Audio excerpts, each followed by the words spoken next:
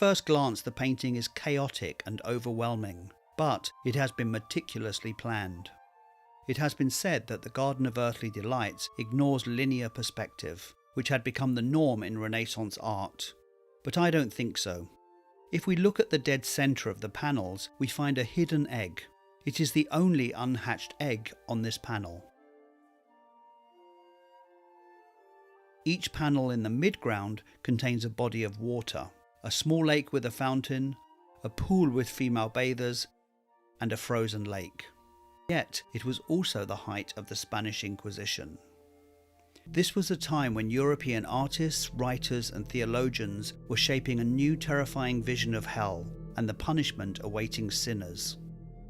History portrays him as a loner, but we know he was born to a family of artists in this house, and that he was hugely successful and prolific. People panicked and screamed for their lives. He must have been affected, and it's not too much of a leap to think it inspired his vivid depictions of hellfire, which we see in many of his works. His hybrid animals and monsters were from a well-established tradition, exemplified by St. John's Cathedral.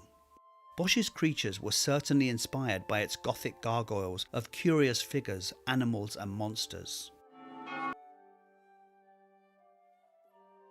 Dante Alighieri's epic poem, The Divine Comedy from 1320, which describes Dante's journey through the 9 circles of hell, was hugely influential in European art. Henry was known as a cultured, educated and inquisitive man, and he was transforming his residence into a magnificent Renaissance court. People had never seen anything quite like this. It was a true sensation, like an early form of cinema that would occupy them for hours, like it does us. Art.